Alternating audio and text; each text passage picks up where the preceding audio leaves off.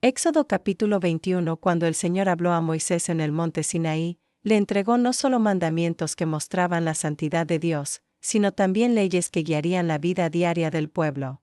Estas serían las ordenanzas que Israel debía observar, para que su sociedad reflejara justicia y misericordia bajo la alianza recién sellada.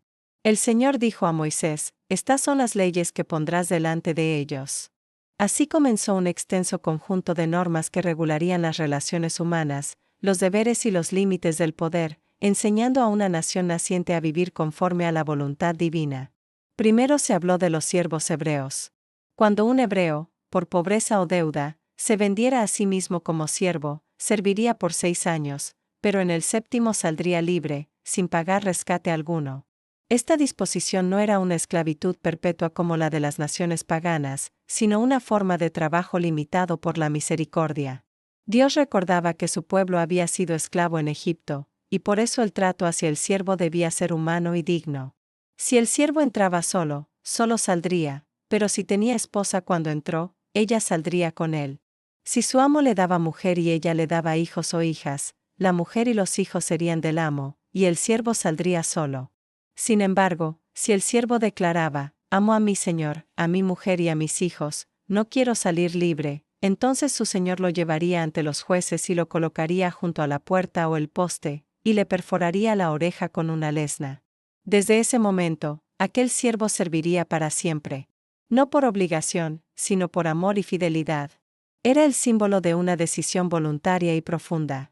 Asimismo, si un hombre vendía a su hija como sierva, ella no saldría libre como los siervos varones. Si no agradaba a su señor, quien la había destinado para sí, debía permitir que fuese rescatada. No tenía derecho a venderla a extranjeros, porque la había engañado al no cumplir lo prometido. Si la había destinado para su hijo, debía tratarla como a una hija. Si tomaba otra esposa, no debía disminuir el alimento, el vestido ni los derechos conyugales de la primera. Si no cumplía con estas 3 cosas, la mujer quedaría libre sin pagar dinero. Así, la ley protegía a las mujeres frente a la desprotección y el abuso, recordando que toda vida humana tiene valor ante Dios. Después, el Señor habló sobre la justicia en los casos de violencia. El que hiriese a otro y lo matara debía ser condenado a muerte. Pero si no lo hizo intencionalmente, sino que Dios permitió que ocurriera, entonces podría huir a un lugar de refugio, donde estaría a salvo. Pero si alguien actuaba con premeditación contra su prójimo y lo mataba con astucia, debía ser arrancado incluso del altar para ser ejecutado. Dios dejaba claro que su altar no era refugio para los asesinos. El que golpeara a su padre o a su madre debía morir, el que secuestrara a una persona, y la vendiera o la retuviera, también debía morir, y el que maldijera a su padre o a su madre, sería igualmente condenado. Estas normas buscaban preservar la santidad del hogar y el respeto a la vida y la familia, fundamento de toda sociedad justa. Si 2 hombres reñían y uno hería al otro con piedra o con el puño, sin causarle la muerte, pero el herido quedaba en cama, el que hirió sería absuelto si el otro se levantaba y caminaba con ayuda, pero debía pagar por el tiempo perdido y los gastos de curación. Si alguien golpeaba a su siervo o a su sierva con vara, y moría bajo su mano, sería castigado. Pero si sobrevivía 1 día o 2, no sería castigado, porque el siervo era considerado su propiedad. Aún así, la ley introducía un principio de responsabilidad moral sobre el uso del poder, un límite al dominio sobre otros. Si hombres peleaban e hiriesen a una mujer embarazada, causándole aborto, pero sin daño fatal, el responsable debía pagar una compensación según lo que el marido de la mujer exigiera y los jueces determinaran. Pero si ocurría un daño mayor, entonces se aplicaría la ley del talión: vida por vida, ojo por ojo, diente por diente, mano por mano, pie por pie, quemadura por quemadura, herida por herida, golpe por golpe. Esta famosa fórmula no era un llamado a la venganza, sino una limitación de la justicia. La pena debía ser proporcional al daño, y no excederlo. En una época en que la venganza podía destruir familias y tribus enteras, la ley de Dios imponía equilibrio. Si un hombre golpeaba el ojo de su siervo o de su sierva y lo destruía, debía dejarlo libre por causa de su ojo, y si le rompía un diente, también debía dejarlo libre. Así, la ley reconocía la dignidad del siervo y el límite del castigo. Si un buey acorneaba a un hombre o a una mujer y los mataba, El animal debía ser apedreado y no se comería su carne, pero el dueño quedaría absuelto.